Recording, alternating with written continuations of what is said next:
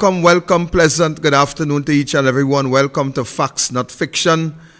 Of course, first let me welcome all our viewers, our listeners on the World Wide Web. Continue to tune in on a regular basis in relation to all the programs that we have on the social media platform.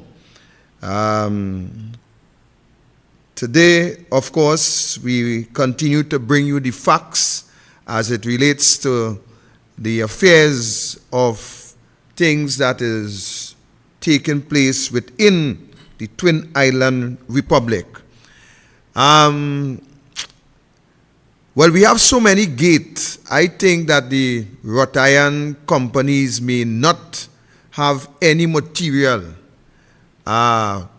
forthcoming to make any gate, because it's from Nelson Gate to Email Gate to Inez Gate to Alwari Gate to Amor Gate to Foster Cummins Gate to Camille Robinson Regis Gate to Stuart Young Gate, and the gate continue.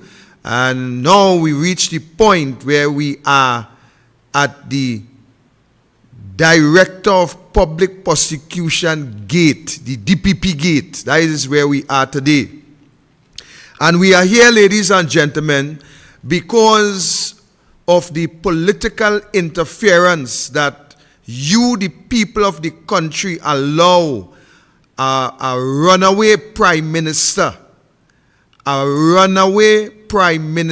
believes that the country belongs to him and that he can do as he wants and as he please, with no regards for law and order, no regards for the Constitution of Trinidad and Tobago, and no regards for the independency of these offices. And that is why we continue to warn you, the people of the country. We continue to advise you. We bring you the facts. We ask you to stand up. We ask you to stand against the dictatorial tendencies that the then Patrick Manning would have said to you that exists within this man they call Keith Rowley. I didn't say it is Patrick Manning who told us about that tendency that this man continues to portray. And we, the people of this country, you, the people, we pay no mind to the warning. We pay no mind. And today, we are at a place where there is crisis in every institution as a result of political interference. We have seen the whole police service commission collapse because of political interference. We have seen the office of the president being brought into disrepute because of political interference. We have seen the lack of trust within the judiciary because Keith Christopher Rowley refused to set up a tribunal in order to have the Chief Justice, who was dumb for so many years, all of a sudden he had mouth to give the DPP an ultimatum to outfit these institutions with prosecutors or else. That is the result because Rowley refused to set up a tribunal when the Law Association brought all these allegations to the forefront. Refused to set up a tribunal where the Chief Justice would have been able to clear his name or demit office. We have too many, ladies and gentlemen, too many allegations hanging over the head of Ivor Archie, the Chief Justice of Trinidad and Tobago.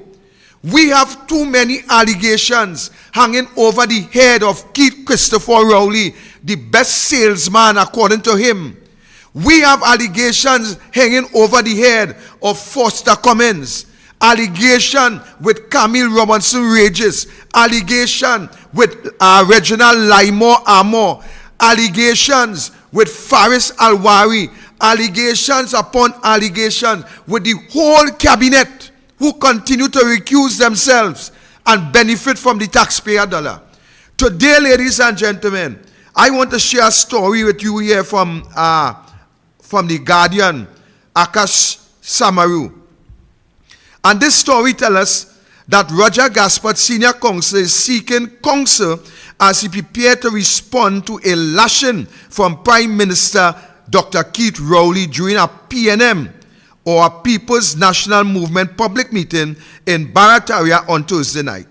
During the meeting, Rowley accused the Office of the Director of Public Prosecution of wasting taxpayers' money. Let me hold up right there.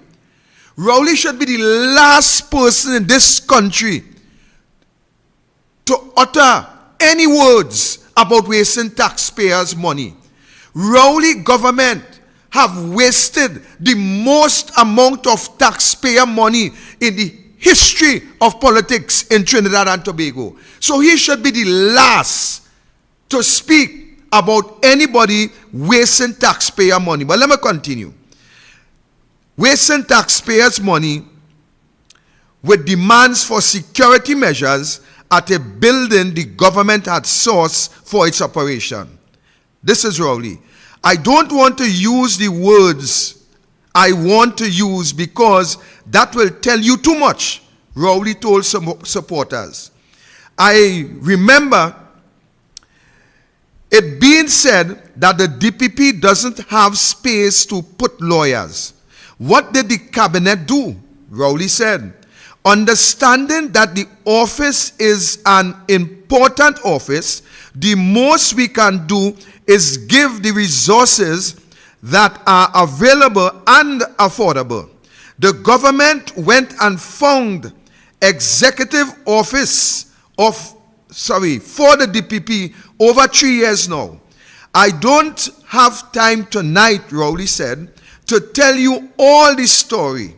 After 3 years of finding executive office for the DPP, not a footstep inside the office, and we pay millions of dollars in rent.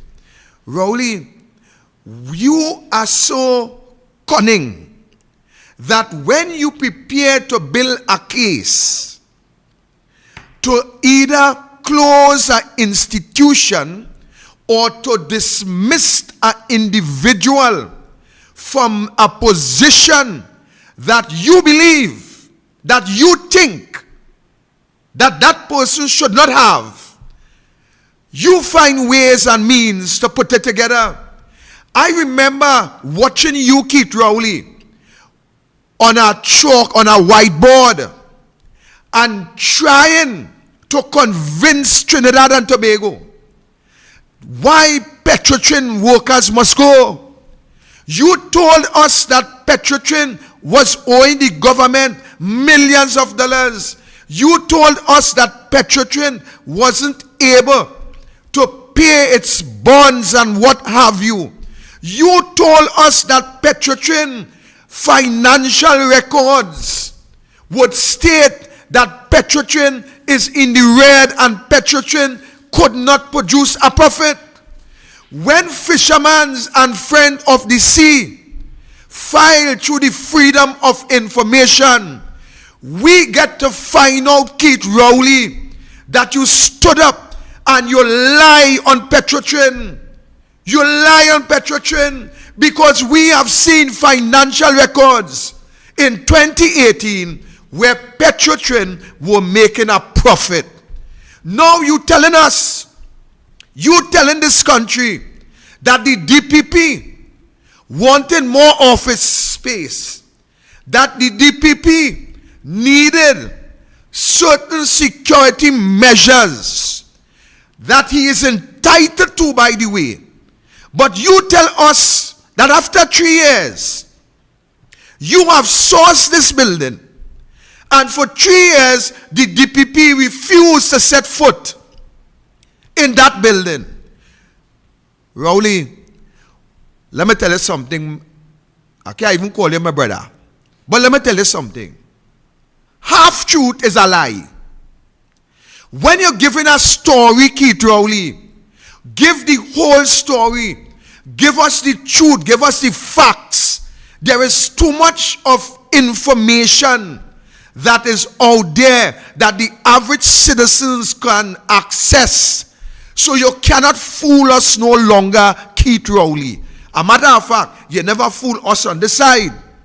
But you continue to fool some of the clowns that would clap and rejoice when you stand up shamelessly and speak about a young girl whine back on you. Like a thirsty ram goat. Like a thirsty ram goat. You will stand up, and there is PNM supporters in that crowd, young ladies who would laugh and rejoice to your folly, to your stupidity, to your idiotism. They will rejoice. But to the end of the day, Keith Rowley, the Director of Public Prosecution, the DPP office, it is an independent office, and I could afford to tell you that we on this side will stand to ensure that the office of the Director of Public Prosecution remains independent. You have contaminated everything. And if the country allows you, Keith Rowley, to contaminate the office of the DPP, then the country will have no one to blame but itself for allowing you to create all the problems that you have created, from the President Paula May Weeks straight down to the man on the street. I think, Keith Rowley, I think that you are the biggest disgrace as a human being to sit in the chair that we call the Prime Minister chair. You tell this country recently that people in this country attacking the Prime Minister office and attacking the presidency, attacking the president office. Keith Rowley, let me tell you something. You know where the people learn that from? You don't know where they learn that from? You is the head. You is the head of the cabinet. And if the head of the cabinet attacks everything, man, woman, and child, you attack Kamala, you attack everybody, man, woman, and child. And now you telling us that we must have respect for the Prime Minister office, for the office of the President, while the Prime Minister have no respect for his own office. Much less the Prime Minister now attacks the DPP office. So who is you, Keith Rowley? Who is you? You think that you are above board? You think that you are above every other citizen in this country, so that you alone could say and do what you want, and the rest of the country must remain quiet? We will defend the office of the DPP, because that is the last straw of independency in this country. The PNM have contaminated everything else, from the independent senator bench to the Speaker of the House, to the head of the judiciary, to the police service. The PNM put their foot in everything. I wonder how the PNM can't put their foot yet in their own mouth. All you put all your foot in Patrick Manning's mouth. Well, it's about time you stand up and put all your foot in Rowley's mouth, because Rowley is the man responsible. Watch him.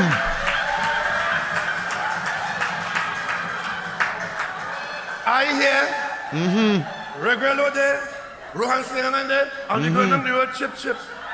As we approaching the stage, I mean, young lady combining back.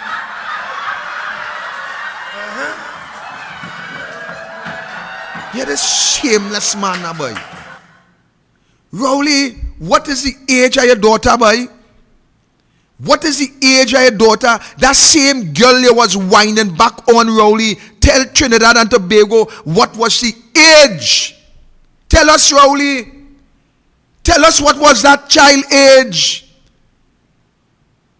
And you stand up as a Prime Minister, as a CARICOM leader, you stood up and you will boast about your sickening behavior.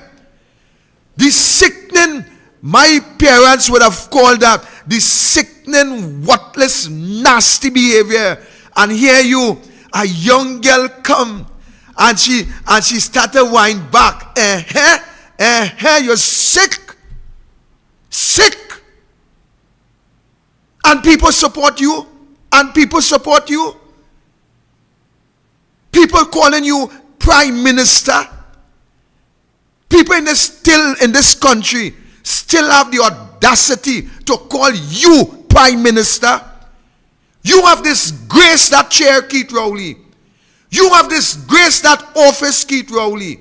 You are not fit to be the prime minister of this country. And the reason why you are prime minister of this country, Keith Rowley, is because there are people in this country without spiritual and moral values. And when you doesn't have, or when you lack spiritual and moral values, they would rejoice to your idiotism. They will rejoice to your stupidity. They will rejoice to your sickening behavior as a prime minister. I saw let me don't call it a documentary. I saw your wife in the diplomatic center, and she speaking to journalists, and she is explaining what she expects and what she waiting to endure after your term has finished. And I watched that woman face, Keith Rowley. I watched that woman face, Keith Rowley, and I say no more. And let me tell you why I say no more. I doesn't go down the road with the mothers of humanity, but I watch her face. And my mother teach me that action speaks louder than words. I can only imagine when this lady watch social media and see your conduct.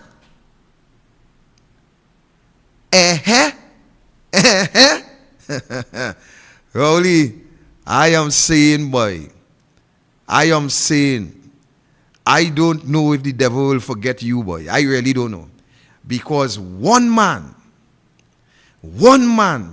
cannot perpetrate what is being perpetrated on this nation, on the mothers of this nation, on the fathers of this nation, on the children of this nation, Keith Rowley, and escape the hands of Lucifer. That DPP, I can afford to tell you,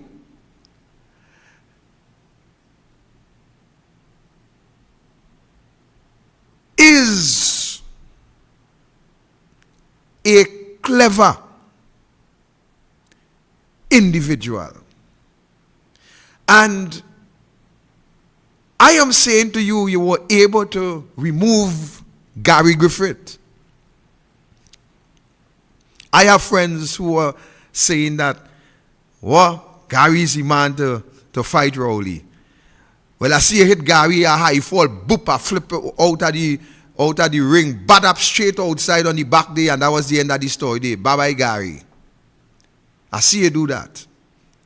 I see you maneuver all the different allegations that come your way with the integrity form that you didn't fill out, and this and that, and you talk and you convince your supporters that the UNC don't want you to own a house. Them have big house, but they ain't want to, and your supporters, yeah, brother, they don't want you to have a house. They don't want you to have a house, but your supporters are them so dotish. Yes, I saying it. Your supporters are them so dotish that they didn't realize that while you want to have a house for how much? $1 million, they're so dotish that they didn't even realize that you taking away their own and you're breaking down their own down in Labrie. They didn't even realize that. They didn't realize that. But they with you. Go, Rowley, go. But my mother always tell me, the longest rope have an end. We're going to continue to monitor this story with the DPP. I hear Reginald Lion Amor, yes, the Lion Attorney General. I hear he want to have some meeting with the DPP. Well, I think that the DPP, within his wisdom, whether he chooses to sit down with Amor or not is a matter for him. But let me tell you something. Amor can even come and sit down with me on a program. You hear what I'm saying? Reginald Lion Amor, who went in a foreign jurisdiction and lie, cannot even talk to me. I want no conversation with liars, because you know something? A liar is also a murderer. I want no talk with people like Amor, Foster Cummins, Fitzgerald Hines, Faris Alwari, Camille Robinson Regis, Stuart Young, Brian Manning, the man who's sitting down with you right now, who you boast that somebody put you out the cabinet. And the last man will put you out, what happened to him? And he's sitting down in he's sitting down with you now. Boy, if God was like man, I telling you, boy, if God was like man, Manning would have just come out of that grave and take a few all with him. You hear what I'm saying? Take a few all with him, because nobody could do my daddy that. Nobody could do Edwin Roberts deceased that. And Victor Roberts sitting down in a cabinet or in a government with that individual. But Basde Pandey said once that politics has a morality of its own. And when I look at moves like that, I could afford to tell Trinidad and Tobago, that is one morality that Victor Roberts will never adopt. Never adopt. I want to welcome here to the program this afternoon Mr. Dinesh Sankasingh, the chairman of the Siparia Regional Corporation. Dinesh Sankasingh is a veteran politician. I have worked with Dinesh in the trenches back in the days. And Dinesh fought many battles in Labray, in Faizabad, assistant Siparia, and anywhere you call him, he makes himself present. We fight together. We lost together. But you know what? We never get up because we win together. That is no joke. And Dinesh is a fighter. You will be hearing from him in a while. I also want to welcome to the program Councillor Victor. Councillor Ramona Victor is the councillor for Sipara East and San Francisco South. Councillor Victor continues to put her best foot forward in making all the necessary efforts to assist Sir Burgesses within her electoral district. Not only within her district, but she assists in any other district you call her. She always makes herself present and she always ready to assist. And these is some of the individuals that make the United National Congress a party that could stand out and also withstand all the tests that will come as we move forward. And as I say that, I want to say this. Never be afraid of challenges.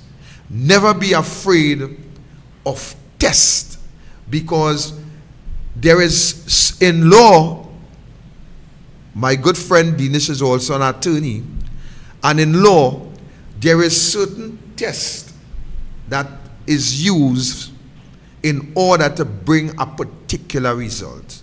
So when you are tested, don't be afraid. I tell you what my mother used to tell me, when I tell you what my father used to tell me now. My father used to say, Victor, do no wrong and fear no wrong.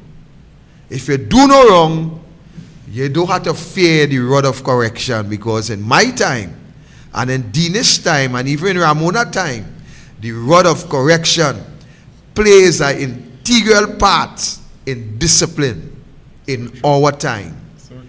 But be that as it may, I want to first ask the chairman to give us his opening remarks, and then I will ask Councillor Victor to do the same, and then we will get into the gist of things. So, Councillor,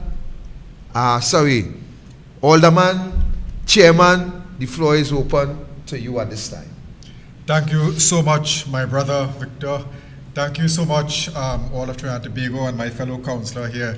As the gentleman stated, my good friend for many, many years, we have battled long and hard in the political trenches, in opposition, in government. We have worked for the people, we have represented the people, and we continue to do so. I am Dinesh Sankar-Singh, and I am chairman of the Superior Regional Corporation. I hold this position very proudly as I work in the interest of the people, as I work in the interest of my party. And at this point in time, I want to pay tribute and recognition to the political leader of my party, Mrs. Kamla Prasad Bisesa, a true stalwart, a woman who has battled for the people of Trinidad and Tobago and continues to do so. And we look forward to, in a short period of time, she will be occupying the office of the Prime Minister of Trinidad and Tobago again, and we welcome her back. So I want to pay recognition and tribute to our political leader, Mrs. Kamla Prasad Bisesa, and all the party stalwarts, all the members of parliament, all the councilmen, all the aldermen, all those who work in the interest of the people of Trinidad and Tobago. We are very happy at the Superior Regional Corporation to represent perhaps some of the hardest working members of the public. Now, if the chairman will allow me just briefly, the Superior Regional Corporation is a huge geographical area. It is bounded on the north by the Gulf of Paria.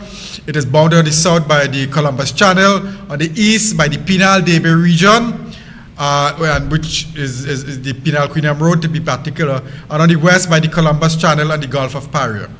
The Superior Regional Corporation has 9 electoral districts. So that means it has 9 councillors elected, and we have 4 aldermen nominated by the different parties. So the 9 electoral districts we have, and I can tell you that based on the latest 2011 population census, the region comprises of almost 86,898 people. So that means if we were to give a 5% population growth, we will say it is almost 90,000 people by now.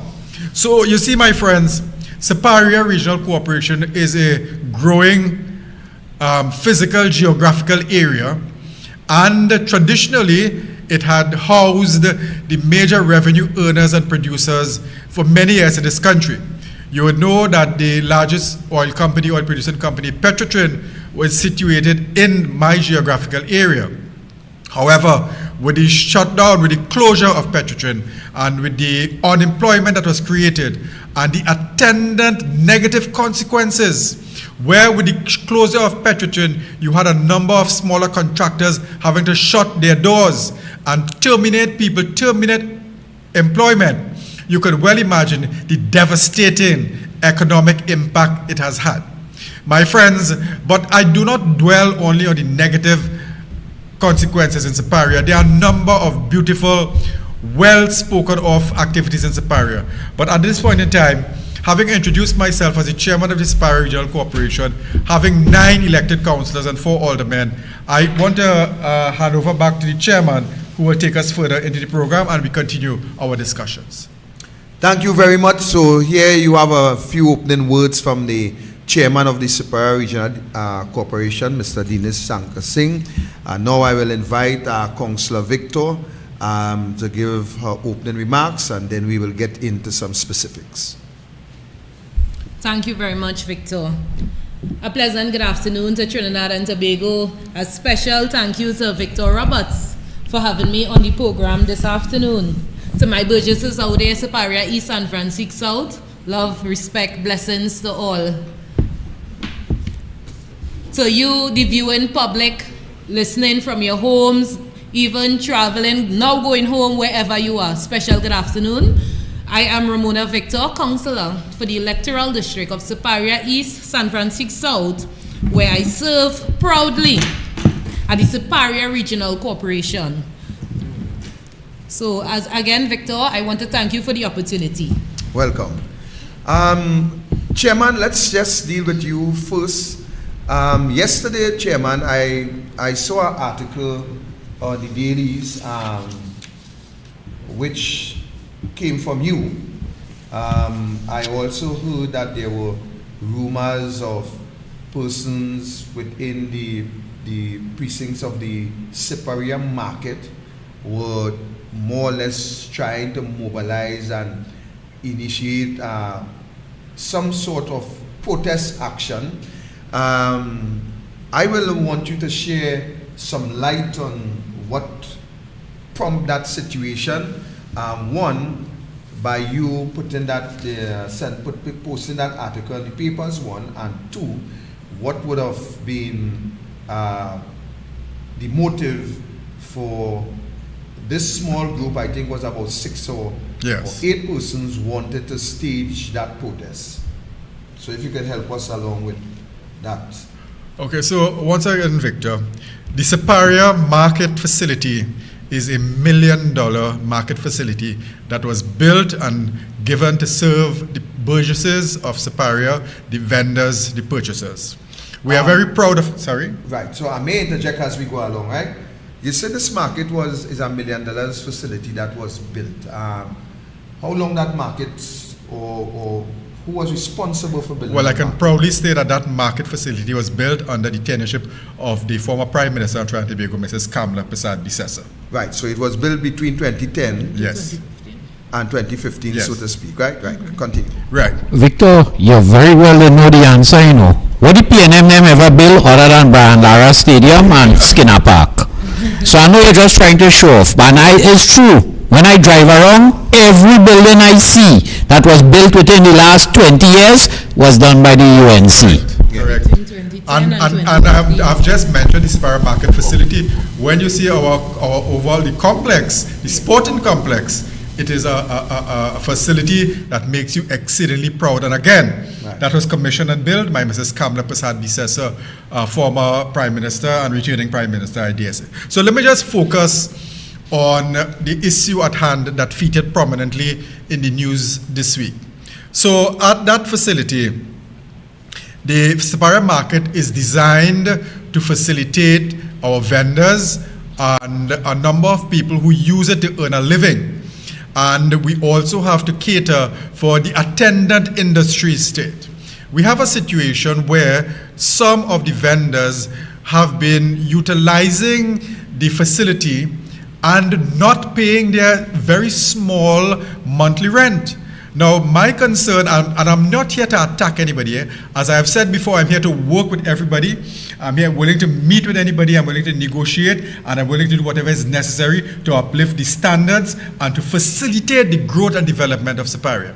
But Chairman, before you continue, you tell us that they are not meeting and you stress on their small monthly rent. This small monthly rent is what, $100, $200? No, my friend, the small monthly rent is $40, $40 per month. And in some cases, it will be $60 for the larger booths, but it is nothing more than that. $40, $60 per month, per vendor. And I am telling you that our records show that some vendors are owing us $1,600, $2,000, $1,700. So that would tell you when was the last time they paid their rent. Now, I am not harping them on there because of the economic situation, but what I'm saying, it takes two hands to clap. It means that we must help each other. So if you'll allow me, I wanted to attend to this situation here, where you have one or two vendors want to claim ownership of the market facility. So we have a situation where we have refrigerator services. Now, if you have a refrigerator in your house, you will take care of it, you will utilize it, you will clean it, you will make sure it is working and keep it clean. The facilities at that market, it is very heartbreaking. We have repaired that facility on more than one occasion, and some of the vendors would want to use it as their personal storage facility to store their meats for the entire week, but it does not operate like that, Victor. We are prepared to offer the refrigerating facilities on Saturday, on Sunday. So if you come Saturday, you're selling meat, it is not all sold out. I will allow you to store your meat overnight. You come back Sunday, sell. But you cannot come and store your meat for the entire week and then want the keys to the market to come and take the meat when you want. It is not a private facility. Right. We service all the burgesses of the Siparia Regional Corporation. Now, apart from that, this is just the market area. You have vendors who have not paid their monthly rent for years. We continue to facilitate them. But remember, it's an economic cost to clean and to ensure that we have a proper market. Now, the market boundaries the cemetery right immediately behind us. You have a number of people who reside in the cemetery and use the cemetery as their roadway, driving through, walking through. So we cannot leave the back gate entrance open at all times. Within the market facility, given the new facility that we have built, parking space is limited. So we cannot entertain all members of the public to come and park within the market facility. We have limited parking space. So we have to create an avenue where the vendors can bring in their goods and services, offload, and offer it for sale, but they cannot leave their vehicles parked there. We have a particular vendor who has a booth illegally, so directly in front of the market. And he wants to use in front of the road leading up to the market as the driveway so that people can park and to shop in his facility. That cannot be allowed. I have spoken to the police at length, both the municipal police and the national police, right? And the no parking signs that have been placed there was in order to control and direct the traffic, so there'd be a free flow of traffic for the vendors, for the purchasers, and to ensure there is safety and security. My friend, you have to remember, when you have hundreds of people shopping here on a weekend, on a Sunday, we have to ensure safety and security is first hand. Given the damaging effect of COVID-19, we have to ensure that people are allowed to move freely without being blocked in, without being locked in. So I cannot facilitate one illegal vendor by allowing him to encourage parking in front of the market when you are going to disturb hundreds of others more.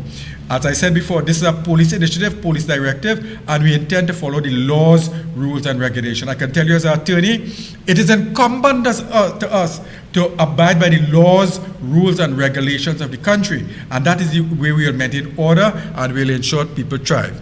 So having said that, my friends, I wanted to focus on one more point. As I said before, we fixed the toilet facilities that is open to members of the public to use. My friend, the facility was fixed on Monday. And do you know, by Wednesday of that week when I visited, the toilet facilities were broken, pipes were broken, the toilet seat, not the covering I'm talking about, Victor, the actual bowl was broken. Why would someone look to mash up the toilet bowl in whose benefit that will be. This is here for members of the public, the tax-paying members of the public. The tax-paying members of the public, to facilitate them, to give them a decent facility to come and shop, for your family, to bring your children, to come with you, your husband, and you will mash up the toilet bowl, you will defecate over the ground, you will defecate over the top of the bowl itself. That is nonsense, Victor. That is nonsense. All the facilities we are providing, it is not for my use alone, it is for everybody. When the vendors come, and they have to come early, 2, 3 o'clock in the morning, pass some of them overnight, and they want to use the facilities, where would they go? Where would they go?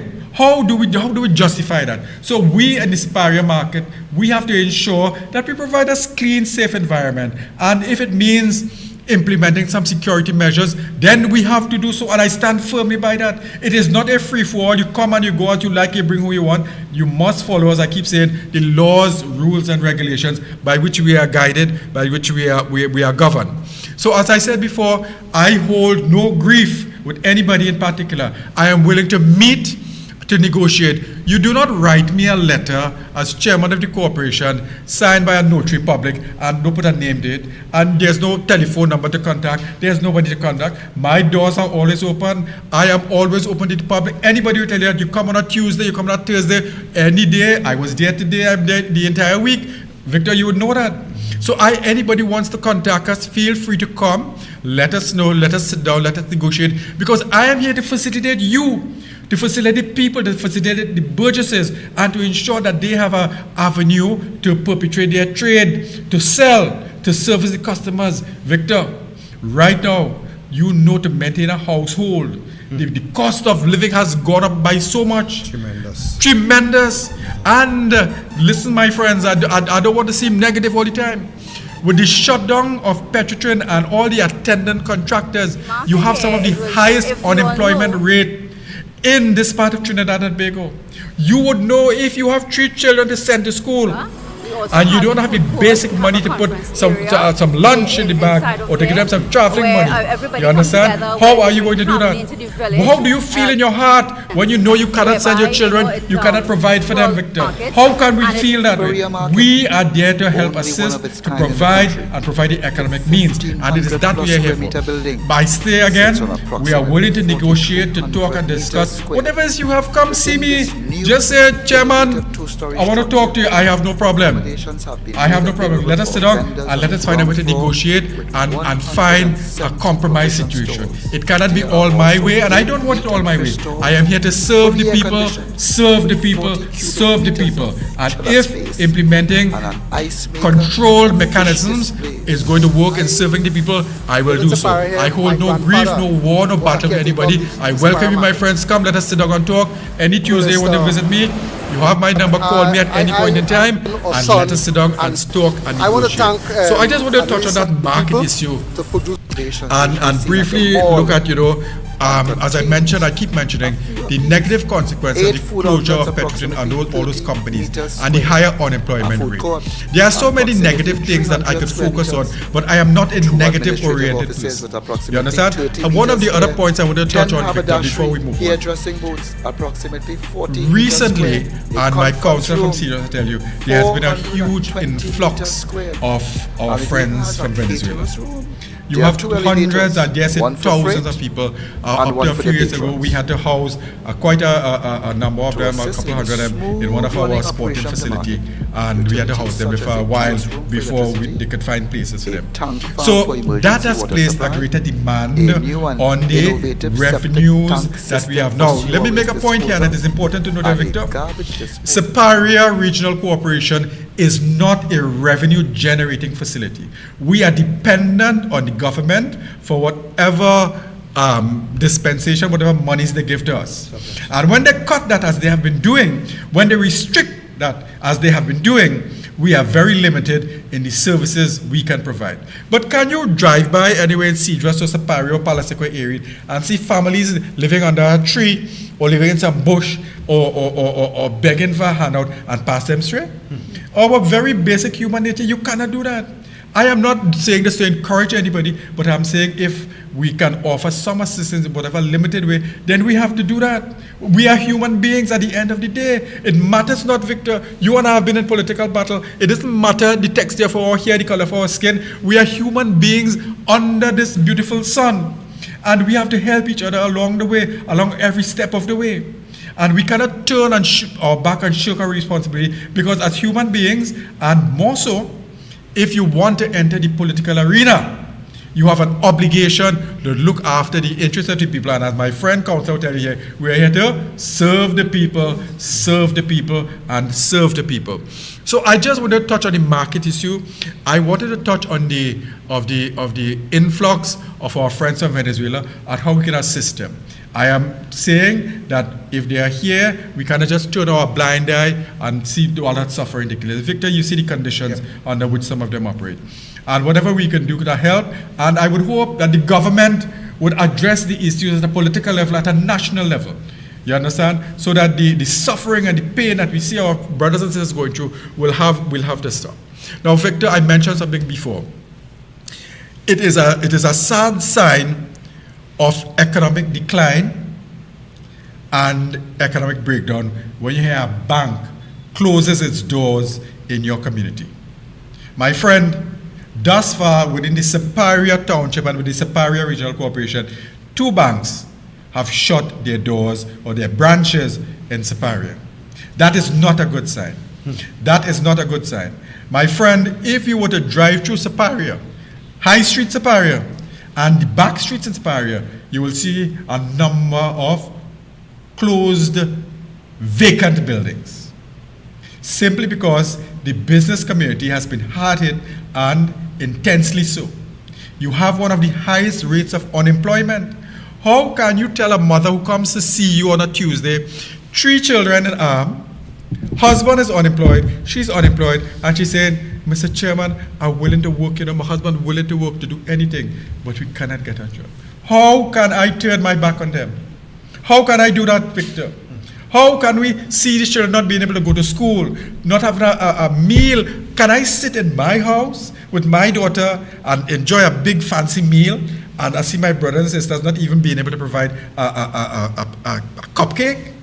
That is not fair. I understand the limitations of the economic system, but I also know as humanitarians, as human beings, we have to assist the less fortunate and those who are seeking our help. My friend, you are in this battle not for your personal benefit, but you are here to represent the people, the interests of the people, and to ensure the resources of the country are adequately utilized to provide the very basic services. Now, as I keep saying, with the shutdown of Petrotrin, you have a number of services that was terminated. You have people living in areas where the side of the street has not been cut.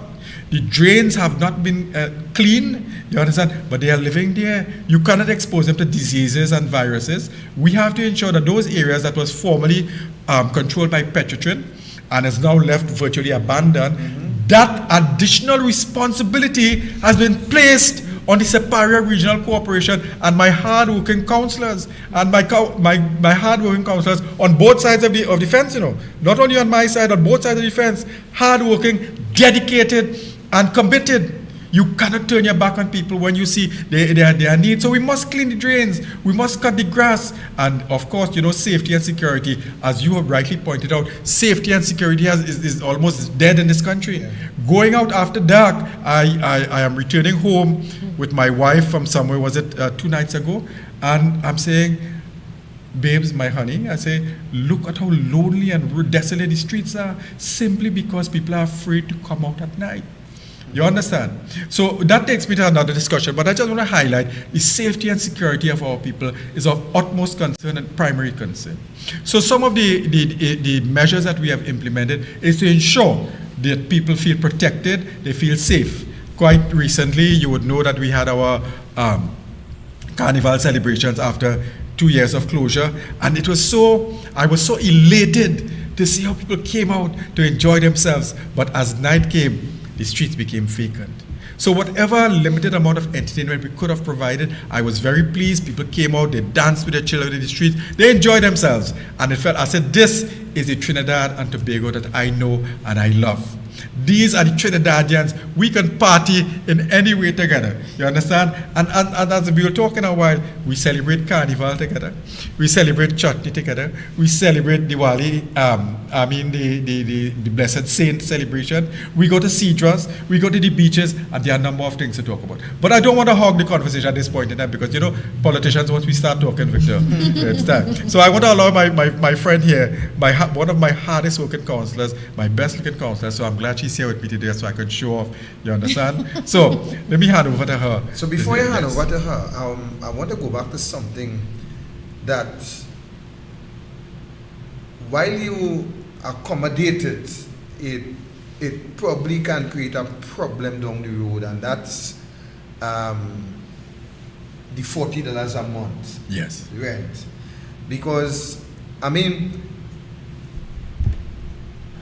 not only that I am seeing that $40 as very, very, very, very, very, very accommodated to the vendors.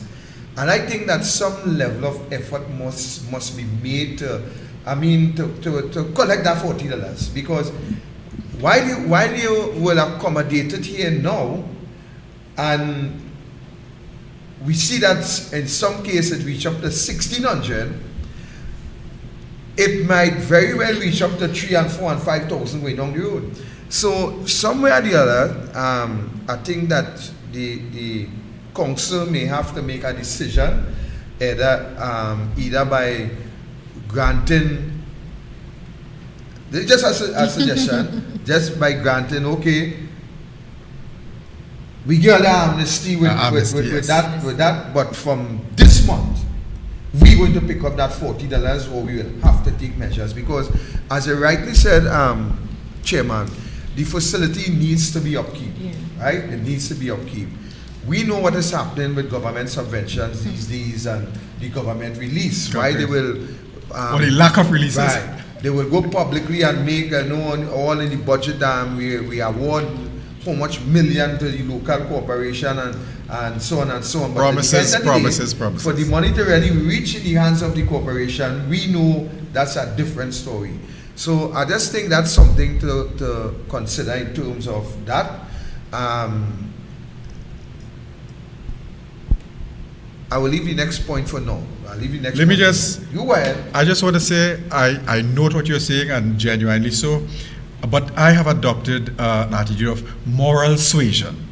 I will talk to my friends, encourage them, because I know if you vend in the market and you make a $40, and the choice is between paying the superior market or the choice is buying food for my children. You understand? So moral suasion, I will talk to my vendors, work with them, and see how best we can resolve it. Taking a legal alternative would be the last measure. So I am prepared to work with them, to talk to them, to see how best we can expand. And how can we facilitate the growth and development of that market facility. And hence the reason we have to allow a free flow of traffic and those things that we have spoken to. So moral suasion, I'm willing to meet, talk, negotiate, and build, because at the end of the day, I want to see a heightened approach, or a greater amount of economic activity that will redound to the benefit of the burgesses of the Superior Regional Corporation, and it will benefit the people directly and their children. So at the end of the day, this is what we are here about. I'm not here to fight. I'm not fighting anybody. Oh, I'm going to throw you out of your vending booth if you don't pay the money. Let me work with you. You can't pay $40 immediately. Pay half, pay 10, and we will work with you as we have been doing. But don't come and get on board and threaten me, and you're owing $16,000 and $2,000 on a $40 a month rent. Let us meet, let us negotiate, and let us talk. Beautiful. So, Councillor Victor, tell us about your electoral district. What's happening? Are you satisfied with the level of release that comes your way? I know that it is challenging. I have spoken to a number of councillors within the corporation, of course, and a matter of fact, even one PNM councillor told me that, why it is we government, I've been straight, because this is facts, not fiction. We talk it like it is here, and that individual say, look, is we government, but I think that A matter of fact, they say the thing that the leader, time for the leader to go, which is a good start. But you know, they will say that now, but they won't tell the leader time for him to go. So tell us, what's happening in your electoral district? The people, how is the response to the hardship that is happening, the roads that is collapsing daily, the bridges, the water courses? Tell us what's happening.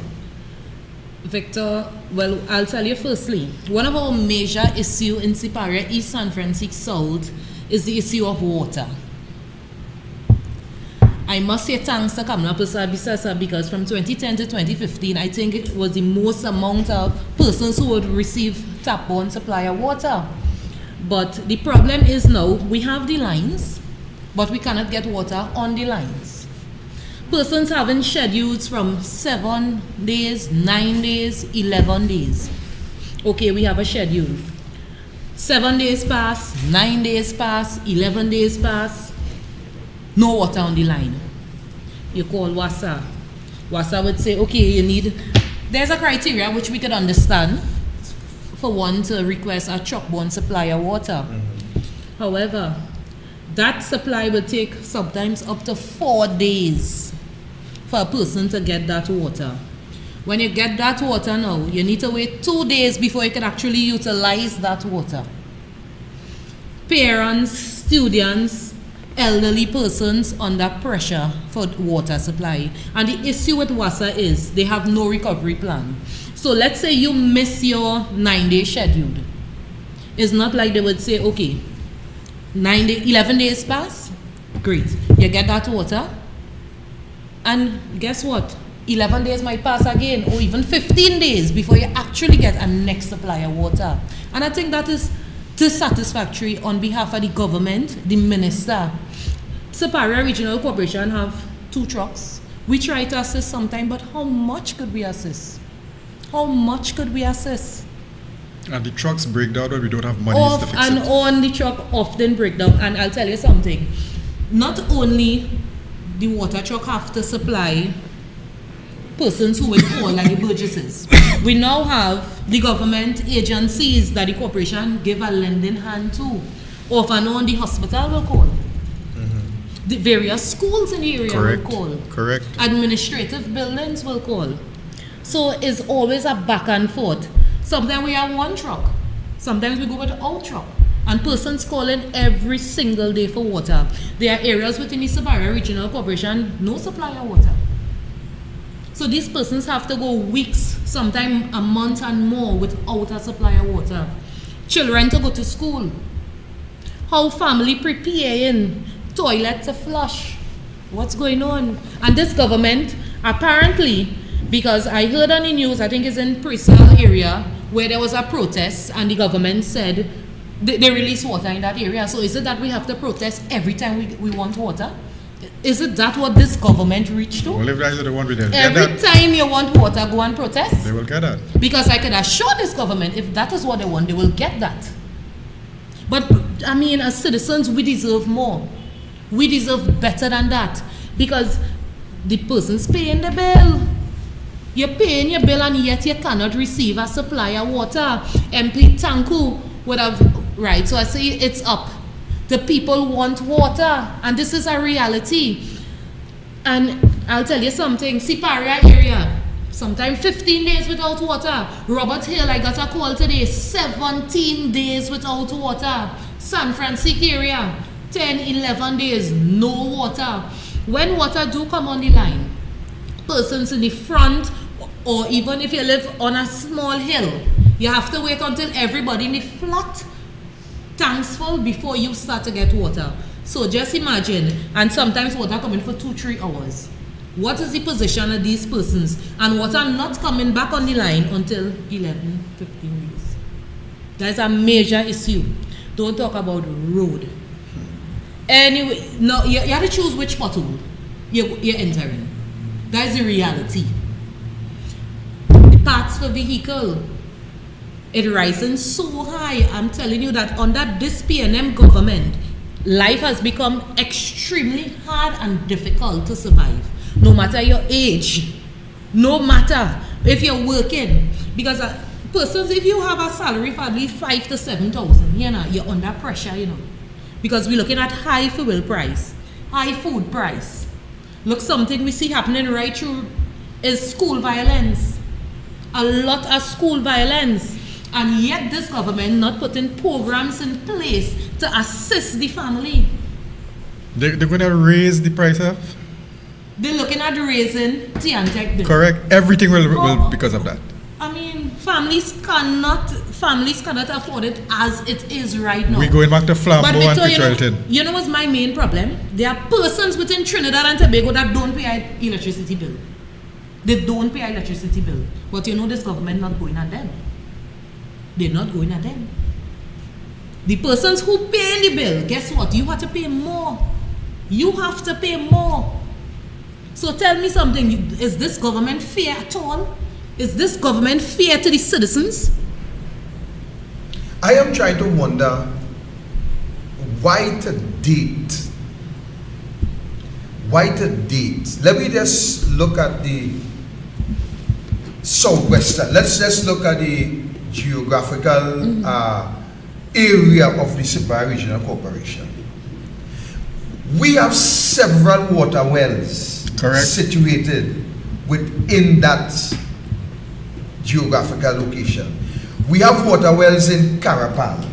We have water wells in Syncline. Correct. We have water wells in Kurakori, functioning water wells. Correct. And why to date, we still within that corporation, why to date, we still suffering for water? We have seen over the years, WASA themselves, apart from the Petrotrin Dam water wells, WASA themselves control a number of wells within that Faizabad, Syncline, Carapal area. And it seems as though that the more water WASA have is the less water people get. Yeah. I more think, Victor, is a matter of management. This PNM government has no clue how to manage WASA or water, how to manage anything as a matter of fact, because everything has completely shut down under this PNM government. Everything has collapsed under this government. Sign Village, there is a hydron in Sign Village, but guess what? Residents of Sign Village, they are not receiving a supply of water from the hydron in Sign Village. So they divert the water somewhere else. Actually, we have a meeting with Rowley and the Minister of Works and Transport when Rowley was boasting how the man he chose to put as minister. We had a clip anywhere there, you could find it while we talking. Because I am yet, you see, I am yet to... Connection, no understanding, no nothing to do with WASA. This is the Minister of WASA. This is the clip. Run it back for me. And I never imagined that leaks could have prevented people from getting an efficient water supply because it breaks down pressure and the water cannot go to communities on the upper levels. And that is why as Prime Minister, I was very happy after the election results came out. And I got somebody who had no connection, no understanding, no nothing to do with WASA, to be Minister of WASA. Hey, what's that? Well, every time I look at this, I literally see two idiots, because you as the minister, you telling this country that you didn't know that leaks would prevent pressure from going up a hill. One. That is totally absurd. And two, the man who appoint you telling the country that is why, here his statement, you know, that is why I chose a man who had nothing, who don't know nothing about WASA to make him minister. So you understand why we are in this Poor problem? Poor management. And I just want to touch on a point that my friend raised earlier. You see that road paving issue? To transportation is a basic requirement. It's like when they propose to increase the price of tea and tech, they are going to raise the price of everything else. Transportation, for instance, in the Delhi Road area, the roads have been abandoned.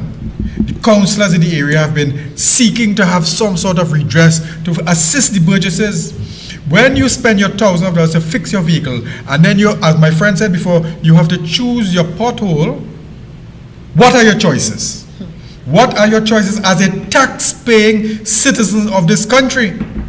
As a revenue-generating area in this country, what are your choices? The roads are in a dilapidated condition. You are not getting water in your pipe. You cannot afford to build or extend your house. Where does that leave us? But added to that, every Monday morning, Tuesday, Wednesday, Thursday, Friday, Saturday, Sunday, we are seeing roadblocks all over this country. And when we will believe that the police is mandated to conduct these roadblocks to find the guns and the criminal element, you know what these roadblocks is about?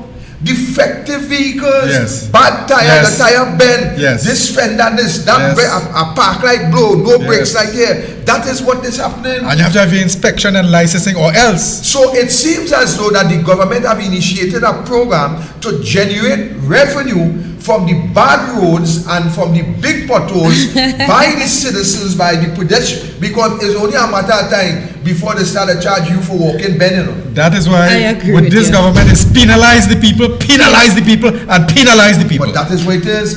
We are seeing license officer outside. You can't even get an inspection and license office right now because they back up, they full up there. That's but right. they're charging you That's out. right. That's right. They're charging you.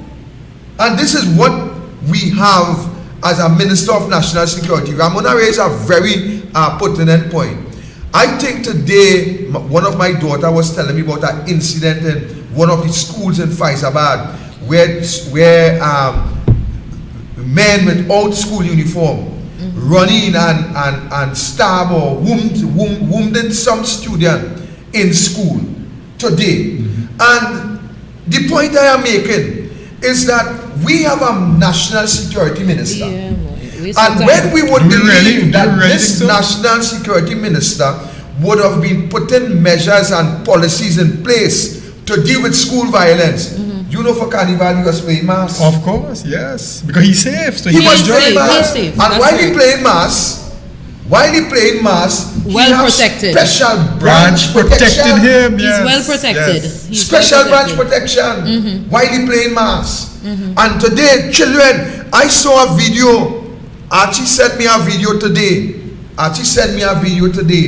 And I am wondering, I am telling my children it's only a matter of time before some parent commit murder in one of these schools. That's right. Some parent will go in these schools and they're going to kill somebody. And then the whole of children will talk. Watch this. Watch this. Watch this. Watch this now.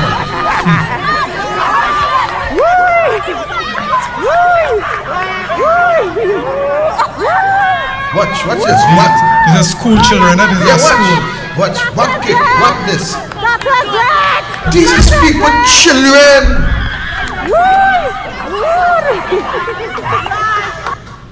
These is people, children. These is people, children. The Minister of National Security, the Education Minister, they are failures in this country. These is people, children. It's not everybody will take that. Watch this young girl on the ground, kicking she belly, kick here, kick there, kick whatever. I mean, these is people, children. It's not everybody will tolerate that. Somebody will act and somebody will react. And then you'll hear the whole of Trinidad talking about the parent and no right to this and the parent and no. But what the government is doing to protect or to cease and to protect the children from this in the schools. And Victor, I will tell you, I have learned from my mother, who grew up in Barrackport, Cotton Cane. Education is the key out of your poverty situation, out of any negative situation. Education, nobody could take that from you. So we have to ensure that we protect our children. We have to teach them to live peacefully and coexist. We have to teach them how to resolve issues. We have to teach them to negotiate, sit down and talk. Violence is not the answer, has never been the answer, will never be the answer. And we have to inculcate this and teach it. But is this being done? Or is it just a confrontation? Everything is a fight down and a beat down by this government. But the Chairman, Prime Minister want to fight down everybody and not sit down, talk and negotiate. Chairman, when you see the behavior of the Of the Prime Prime Minister, Minister, Well, that's that's the correct. example. That's correct. That's correct. the prime minister Set the in there, example.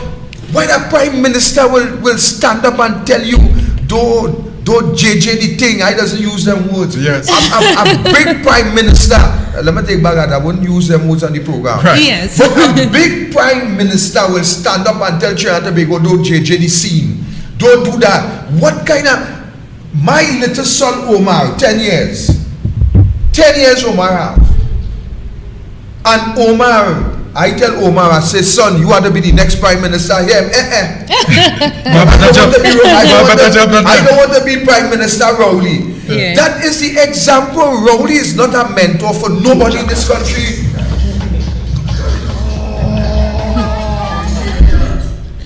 Well, Victor, Victor. let me add. I would want my daughter, my 15-year-old daughter, to be a prime minister like Kamala Prasad said. Of course. Chairman and Victor, remember, that's the same prime minister who said, meet him outside on the pavement. Eh? Yes. Never forget that. Eh? So that is the same thing that the children doing now. They're outside of the classroom, and that is where the violence taking place. And I'm vexed with Munilal, you know. Why have I with my wife? Let Rowley tell me meet him on the pavement. You will be. Well, Chairman, you know me. Prime know Minister that's Rowley inciting violence Meet him on the in the country. pavement. From the top, the Let Prime me Minister get the inciting pavement. violence. Yeah, you as a prime minister, well, if he asks me to meet him on the pavement, I have my arm. Walk inside here. let Rowley tell Victor Roberts meet him on the pavement, and I tell you I'll be there waiting. That's right. Because Rowley have no class as a prime minister. Rowley ought to vacate that chair as prime minister. Rowley ought to step down, shut up, take some badge and head somewhere down in Siberia. Retire. Just go on a badge, just sit on a badge, Yes. start it up and wait, end it, end. And allow this country to move forward. But we was never. Listen. Oh, good. Social media warriors, social media warriors, we following direct. All right. Okay. Rowley should tell me meeting on the pavement. I want to meet him on the pavement because let me tell you something. A prime minister, let me face reality. A prime minister must have a certain decorum about himself. That's right. Must. That's right. A prime minister must demonstrate that level of dignity. That's right. The prime minister must, and I mean must, have a code of ethics. And leadership dictates that Must. you must portray yourself in a way that will positively impact the wider population. Our young people must look up and see a leader and say, I want to be like that leader. True, that's You correct. understand? That's Exactly. Not That is what not we an know. example. Not an I example. remember at growing all. up, who want to be a police? This one, Yeah. I want to be a police. I hear Omar tell me, I want to be a fireman. I want to be driving the fire truck. I want to be that. You know, I tell him, boy, you have to be a prime minister. Hear him, You understand? Him to get on like Prime Minister Rowley. That is a sad indictment. And that is where we are. That is where we are. But You but see, Councillor, the Prime Minister don't deal with the issues. He always look at something to sidetrack the Bacchanal population. politics, yes. That's his main thing, sidetrack the population. You know what's The up about real issue is what you need to deal with. That Look, impacts for on the instance, if we people. go back to Marvin Gonzalez, Minister of Public Utilities, right? He doesn't know that leak can cause the water pressure to drop. I'm sure that he doesn't know that he is the man responsible for all the amount of roads collapsing right now in Trinidad and Tobago. Well, if you know that, If you don't know, I hope he knows now. but he of all persons supposed to know that leak does make any pressure drop. But as I simply, He's but supposed to know that. Victor, I don't want to cut you across on your program, but Brother, I am here to highlight you and Ramona are the honor guests. Right. They could cut me anytime, right. any minute. But I don't deal or dwell on negatives all the time. Yes, we have a number of shortcomings because the lack of fund that provided by this, or the lack of fund that is not provided by this wicked government. Yeah. We at the Superior Regional Corporation, me and my hard-working councillors and aldermen, we are trying to encourage economic growth, economic development, resuscitate life as we know it, bring back that joy of living. And permit me, before our time is over, I just want to mention a few things that are coming up in the Superior Regional Corporation, and I trust you will allow with us. You would know, my friends, despite all the shortcomings that I have spoken about, In Siparia, we have some of the best national celebrations. You would know about the Siparia Fete. Yeah. You would know about the Sipari Kemai celebrations. You would know about the hundreds and the thousands of people who come in celebration of La Divina Pastora, the Blessed Saint in the Catholic Church. You would know it is that Catholic Church that brings together the different ethnicities in this country, the different religions in this country. This is the only place in Trinidad and Tobago you have that. You have Hindus, you have the Catholics, you have the Presbyterians, you have the Anglicans coming together in celebration of their religion. And I want to remind the population of that. We have our Siparia Fete, Sipari Kemai celebrations coming up. We have all the attendant activities that go with it. My friend, we have some of the historical landmarks. The oldest body they ever found is in the Siparia Regional Corporation. The Pitch Lake is the Siparia Corporation. I just want to call a few names here, and I know you will watch me, Victor. Daisy Voze. Tell me, when you say Daisy Voze, what are you thinking about? Siparia. Daisy Voze. Deltone Steel Orchestra. Yeah. All right, you understand? Ian Morris. Siparia. You have Marshall Montano, Siparia boy, you understand? So you have Giselle Salandi, Jason Philip. Philip is my neighbor. We grew up in Quarry together. You understand? I mean, I could go on and on. Ellis Knights. We have so many people.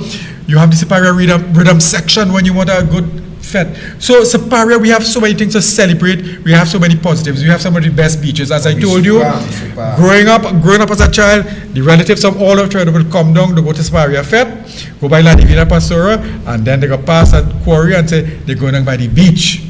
You understand? We have the Lucero Beach facility. We have Quinam Beach facility. We have Palaseco. We have Cedras and Icacas. We have a number of things. We have many tourism sites. The Pitch Lake, as I told you before, the oldest legend. We have so many things to talk about. I cannot even. We have Station Beach in Lagos. Oh, my friend. A matter of fact, just as you're on that, we actually had Station Beach where ships from all over the world used to come there for asphalt. Correct. Even down Lucero, we have the mud volcano. Yeah. You know, people hardly know about that. You know, when they think about other areas, you have the mud volcano in Lucero. Just 2 minutes walking, and you are amazed to see this is something trying to make a geographical situation like that. It's amazing. So we have the potential. It may not have been developed by this government, but certainly we have been trying to encourage the economic growth, the economic activities to help our burgesses, to help our citizens to gain a higher standard of living and working towards that. So I just want to highlight again, you know, we have a situation where some roads have collapsed like in Skinner Trees, but we are encouraging the government to work to help us, to help the burgesses and not penalize them further. We want to ensure that the closure of banks, that negative economic growth does not continue. We want to ensure that we are able to satisfy the basic needs for the people. Mosquito Creek, that cremation site, that is a historical landmark, you know. Yeah. That is a historical landmark, you know. Yeah, but you know, we have to ensure that we acquire the site. We have to ensure that we continue to provide top class. And I want to compliment the workers of the Siparia Regional Corporation.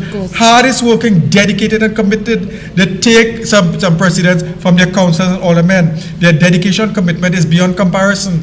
And they go over and beyond the call of duty in the interest of serving the people, as I say. And I keep saying that.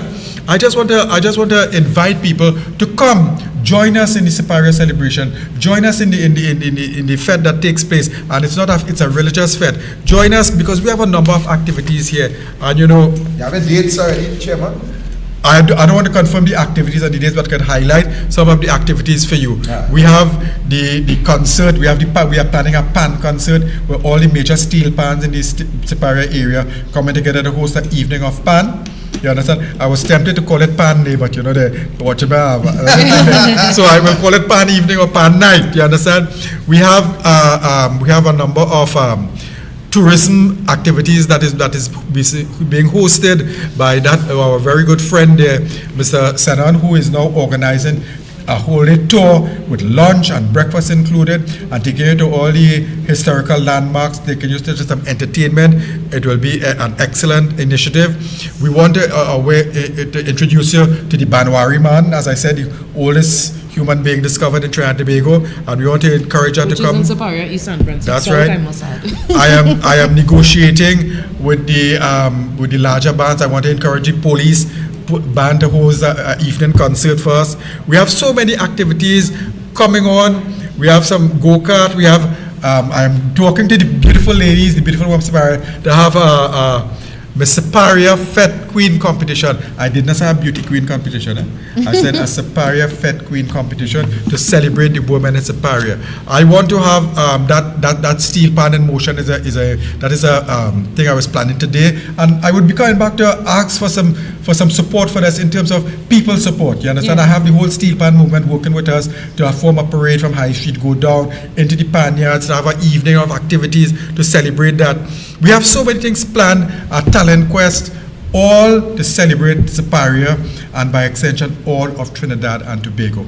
I have the support of all my councillors willing to work in the interest of their burgesses, all the aldermen who are willing to put aside whatever political differences we have, because politics is something that we all live every day, but at the end of the day, we are here and we are committed towards serving the interests and the burgesses of Superior and to encourage economic growth, because economic growth is the that makes everything happen. And if we do not have money to pay our workmen who are willing to work, we have to ensure that we provide some economic activity. I want to bring back Superior to that state where banks are coming to open their doors again, that businesses are coming to open their doors and saying, listen, Superior is the place to be. Superior must be where you come, not only for religious purposes, social purposes, economic purposes. You are here because you would want to live. There are many places in Superior you would want to build a house, you'd want to live. If you have a little kitchen garden, if you want to do some farming, we have land for that as well. But you have to be committed, and we at the Superior Regional Corporation, me, my councillors, aldermen, are willing to work in your interest to provide that facility, to provide the services that are required, and to do what is necessary to encourage that economic growth, that economic development. I want when you come to Superior, you look up and say, this is a beautiful town, boy. Well run, so much economic activity taking place, you understand? And for all the historical landmarks, as I keep saying, La Divina Pastora, the Pitch Lake, the beaches, the FET facilities we have, all to celebrate the people. Superior is a reflection of the true melting pot. You have all the major races coming together in one place. You understand? We don't see race in Superior, you know. We see love, we see unity, we see bringing the people together, and we see creating overcoming the economic challenges to build a better life for all the burgesses of Superior Regional Corporation. So we will invite you back, Chairman, coming closer to the Superior. event. Mm-hmm. So you will have the opportunity to discuss at length and give the listening public and the wider population the activities and so on, and so we will. Would you allow me 1 minute again? So as a politician, you have to wax political a minute. So, Victor, you are well aware that there is an initiative to change Superior from a regional corporation to borough status. You would know the legislation is in Parliament now and is being debated even as we speak for Diego Martin and for Superior to be declared a borough status. We look forward with excitement to the change of status. We ask the question though, if it means enhanced services, if it means a higher standard of living, if it means that we can provide for all the economic challenges and improving, we are fully in support of it.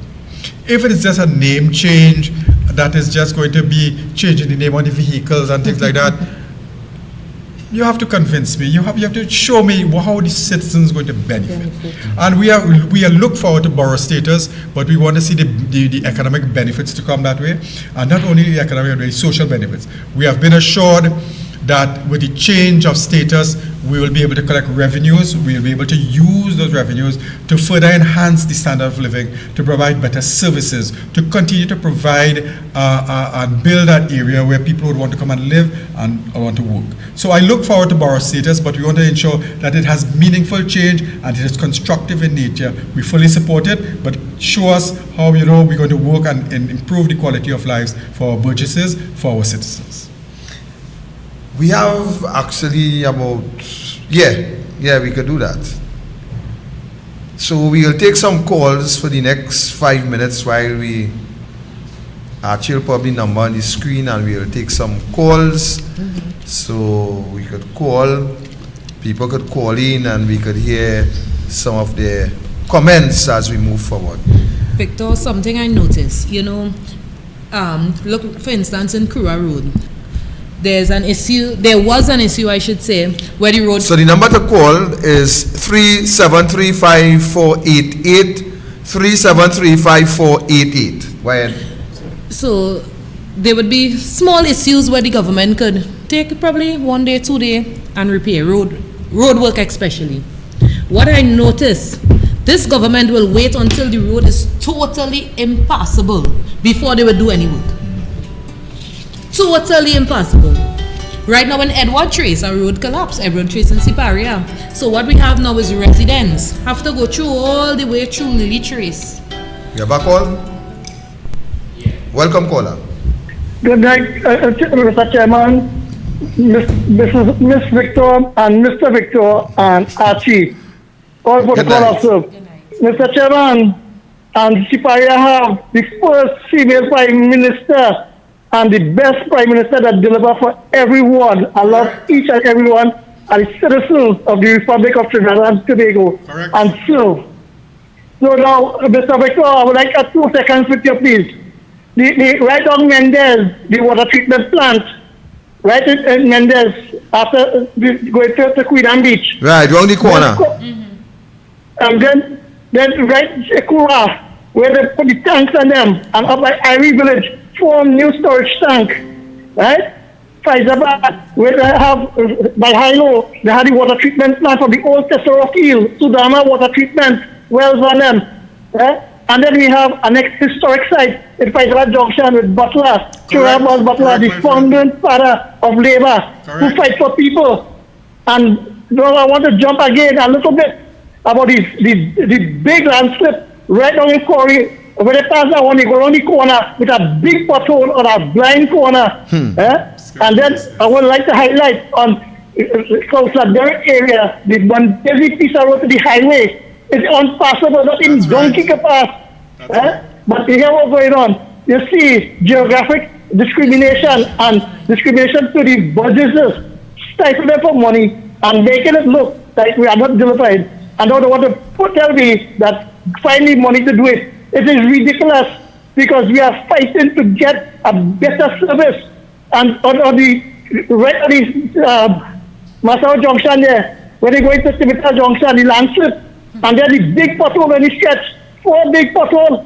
And so the land say, take out a pity and sell it. Take a pity and sell it. But the beat up highway, they scrape it and they pave it. Because pitch is more expensive now to pave. And then when the truck to pave road, how about I said, I have more to say. But thank you. Thank you, caller. Thank you very much for your call and your contribution.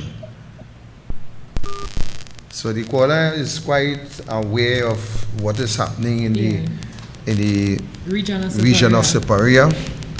Right, so we'll take some calls, but you were making the point that they wait until the road they wait until the road completely collapse, and that is the only how they're starting to do work. In Kura Road, there's one lady, I don't want to call her name in particular. The lady lives alone, an elderly lady, a pensioner, and her home, because of the same water issue, was unable to fix their leaks.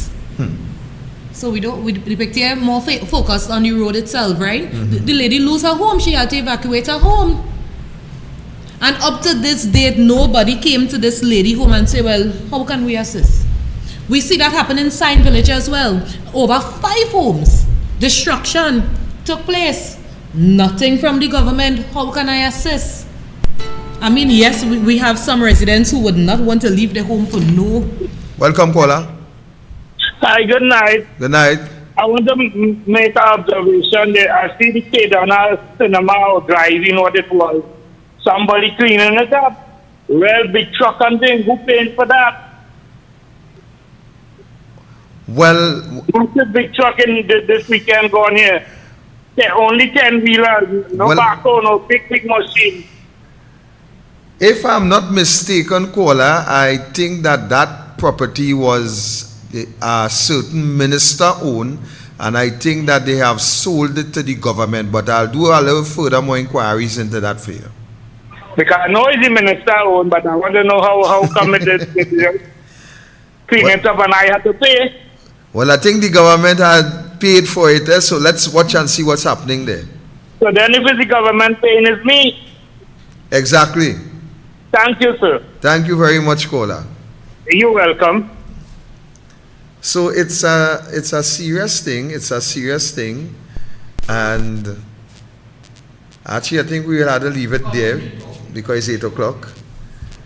It's a serious thing, but we have to do what we have to do. Correct. To keep the fire burning, to ensure that the people of the country get some level of justice for the tax dollar. That's right. Because, Right? I mean, citizens are losing hope under this government. Yeah, yeah. And I always say, when we see these school violence taking place, is a result of the pressure that parents, teachers, schools are under. Yeah. Because many of our schools within my electoral district reach out to me, Councillor, we need assistance, water. Sometimes they might ask a paper to help clean cesspit. The schools need help. And Councillor and No assistance from the Chairman, government. Chairman, you are quite right with the level of poverty, because right now as we speak, I am trying to prepare. I'm getting some assistance from some people to put together probably about 75 hampers.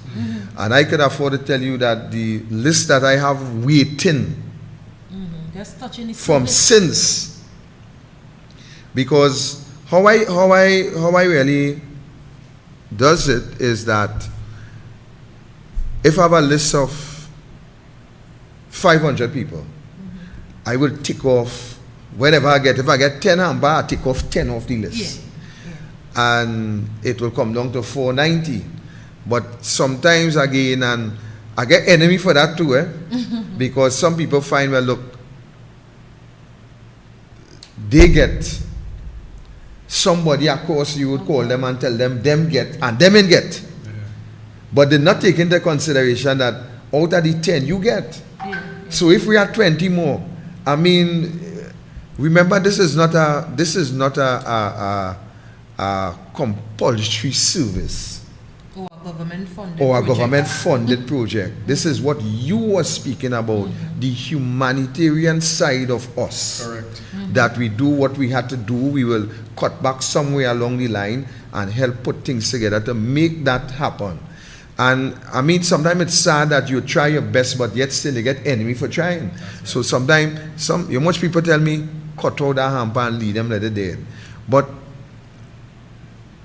you are my UNC brother, so I know there's no way that cutting off. So, no way. So while some people may say it, when you actually look at it, as I was saying, Chairman, when you look at somebody, sometimes when you reach home, you can't even eat the plate of food that you have on your table. That's right. Because you studying the agony. I saw a lady by opposite the downstairs, opposite the Sipar police station downstairs by a Chinese restaurant. We was coming one day, I can't remember if it's Ian Chanel or Ian Chantel. Can't remember. But that lady looked like the grandmother. It had 4 children. And it had a young lady who looked like the mother nursing one. And this child crying.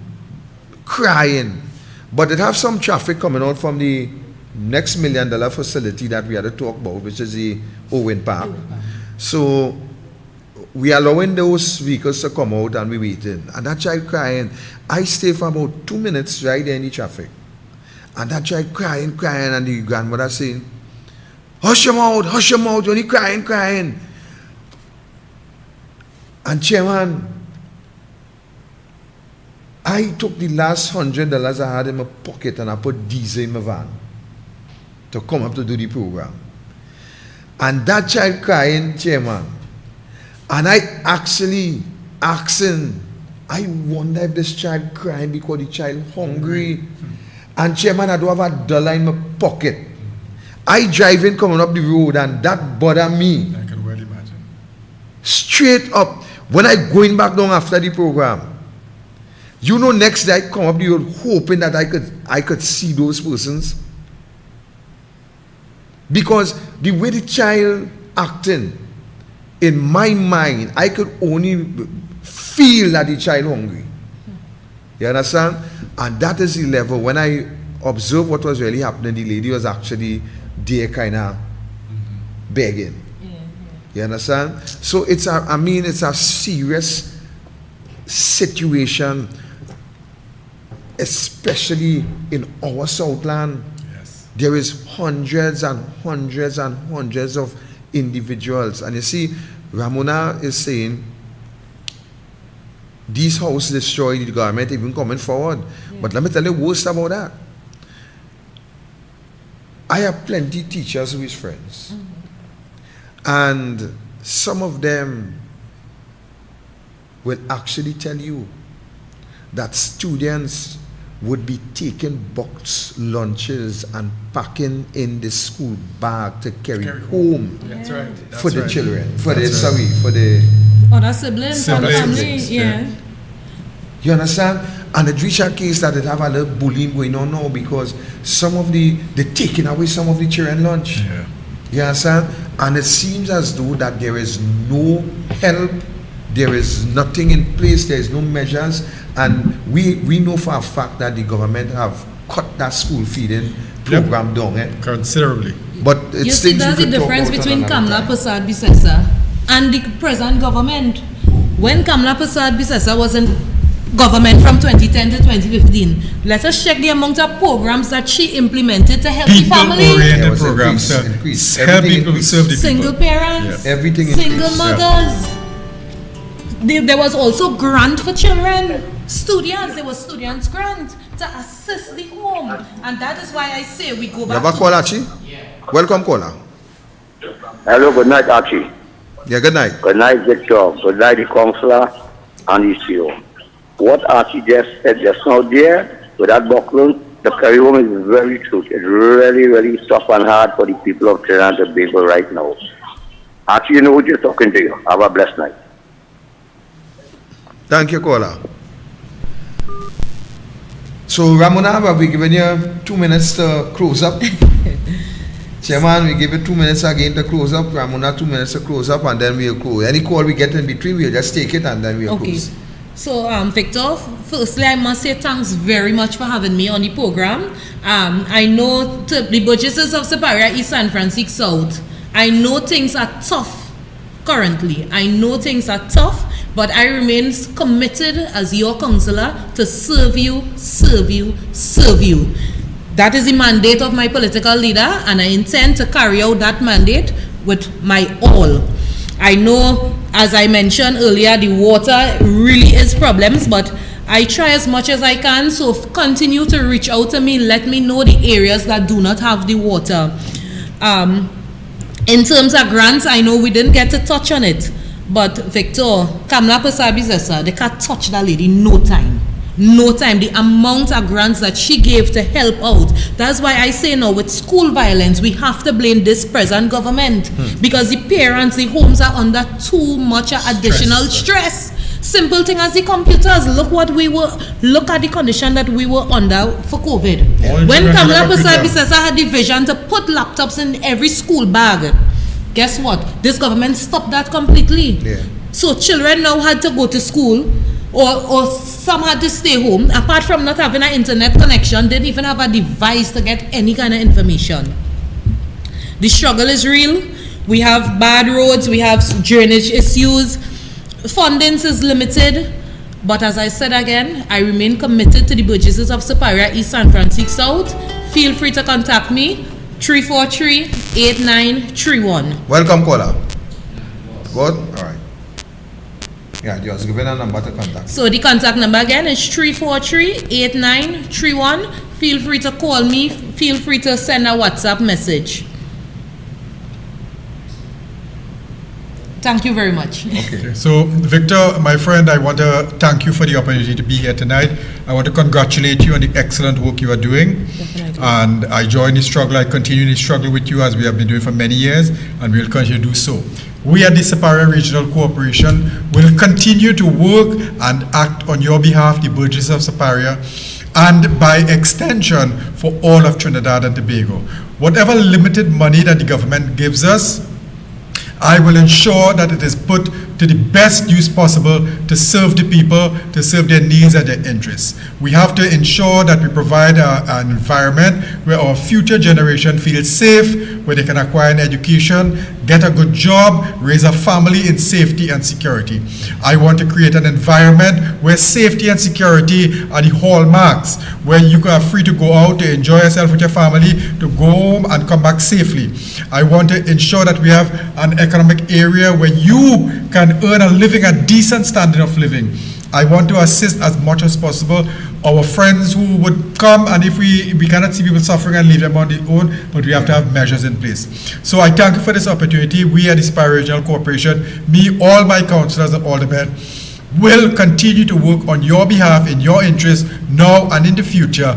We ask you to join hands. Listen, if you have a problem, and I tell my friends in the market, we have a problem, let us meet, let us sit, let us negotiate, renegotiate if necessary, and build a positive movement. We are not here to confront, we are not here to fight, we are here to work and assist, because at the end of the day, we are here to serve the people, improve the quality of life, and make Trinidad and Tobago a better place to live for ourselves, our family, our children, and our grandchildren. So I thank you, Victor. I wish you all the best. I look forward to seeing you again, and hope that you continue your good work. Thank you very much, Chairman, for you and Councillor Ramona for taking time off from your busy and personal schedule to be here with us on the program. We do appreciate it. We will definitely call you back, coming close up to the Sipara Kimari. Yes. And we could do a program where you will invite the population, you will share the activities, you might be able to give them more nailed-down dates and so on, and what activities will be taking place on this time and that time.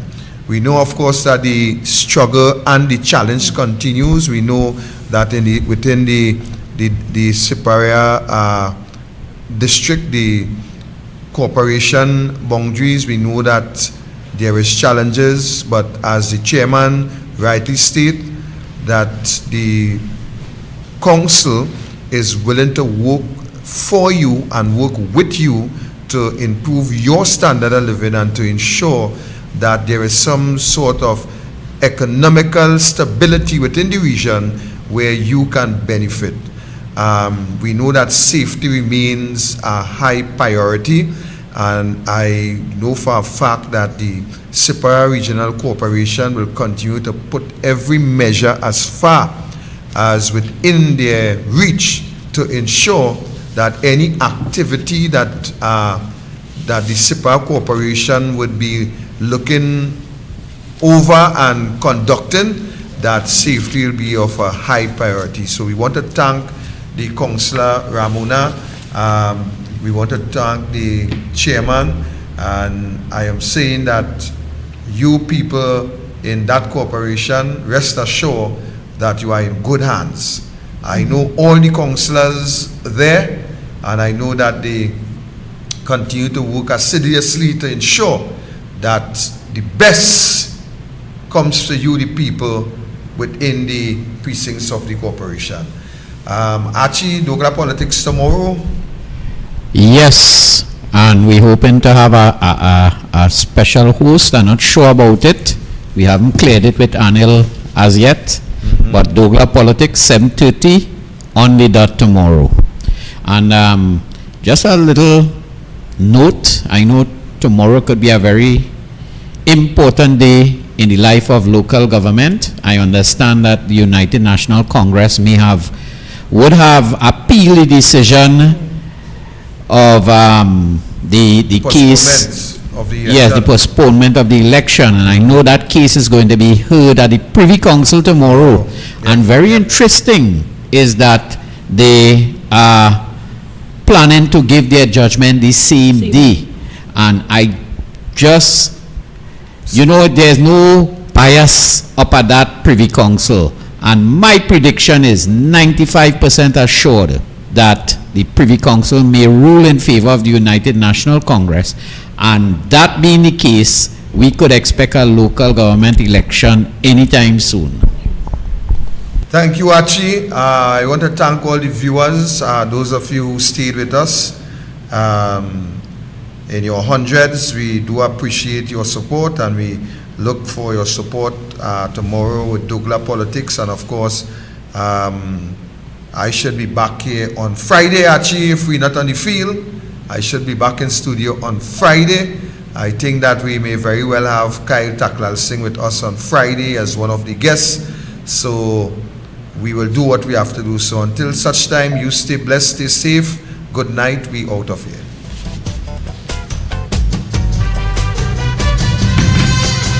Great.